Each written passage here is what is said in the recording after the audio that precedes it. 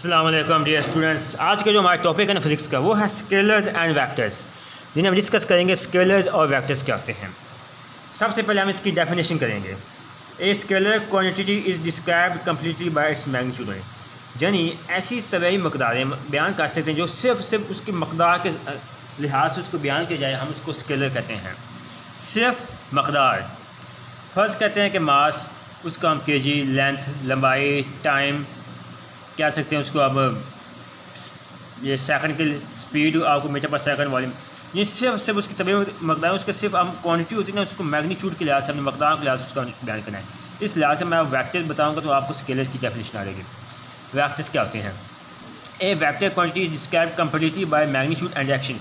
जी, इसमें हमने मकदारों का सिर्फ मकदार के लिहाज से हमें उसके साथ डायरेक्शन भी शो करनी है।